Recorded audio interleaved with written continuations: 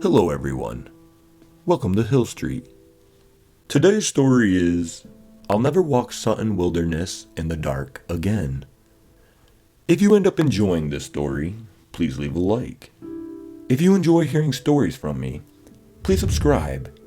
Let me know how I'm doing in the comments. Now, let's get to this nightmare. The sun wouldn't rise for another hour when I leashed up my dog for our walk. You see, my wife and I started going to the gym on Mondays, Wednesdays, and Fridays last week. Our trainer wanted us to add cardio to our routine. So Tuesdays and Thursdays became our cardio days. Our gym was small, and with only one treadmill working at the moment, I opted to get my exercise later in the day via a hike through the nearby urban wilderness. I figured this would also be an excellent opportunity to walk our dog, Penny. Fall showed no signs of coming early to Oklahoma as we stepped outside to the 75-degree heat. With all of the lakes and the Gulf Stream, Oklahoma can get unbearably humid. On Tuesday, when I did the walk at 10 a.m., I felt sweaty enough to want to take a second shower from a 40-minute hike.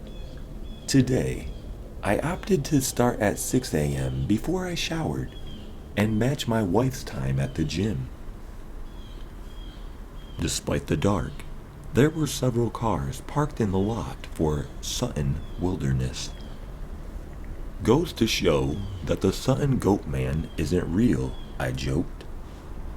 I had heard of the urban legend about a goat man stalking the woods at night, but that was the extent of my knowledge until I listened to a local podcast that went more in depth. The host described the story as one that echoed other Goatman stories across the nation. His research compared the sightings of woodland monsters like Bigfoot through a culture lens, with people from British backgrounds familiar with ape men and werewolves from Germanic history, and the goatmen from the Dutch. Similar to other goatman stories, this creature existed near a hospital, or in the case of Sutton Wilderness, a psychiatric ward. The urban wilderness was once grounds for the Griffin Memorial Hospital, an old Central State mental hospital. As the hospital shrunk, the state turned the landscape into the park people enjoy today. According to urban legends, the hospital found a baby deformed with horns to the point they thought the child was a goat at first. The hospital cared for the baby, and the child grew up and the landscape changed. The child decided to stay here. The podcast host noted that this would put the Goatmen well over 70 years old, and said that some people believe the spirit of the Goatman is what haunts the woods. Regardless of the form, the legend warns that people will hear footsteps made by hooves coming from behind them.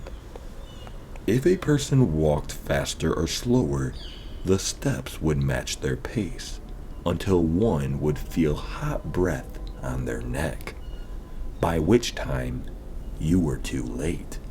If you turned around, the Goatman would grab you and drag you deep into the woods, never to be seen again. The main trail for the park was about 1.5 miles long, with the two main entrances looping back at a wooden pavilion. We took the path to our right.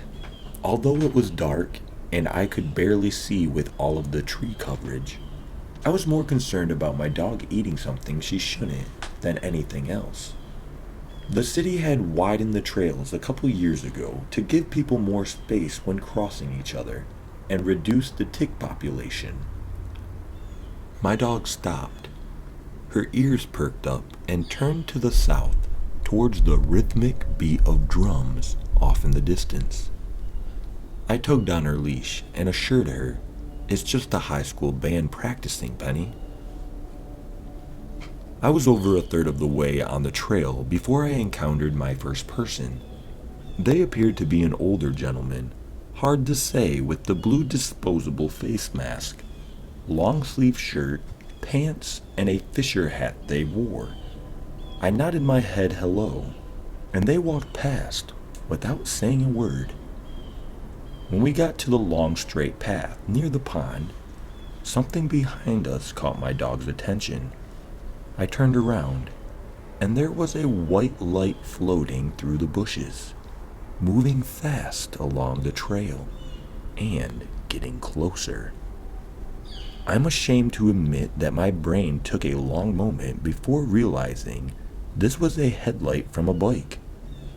In my defense, bicycles were not allowed on the trails.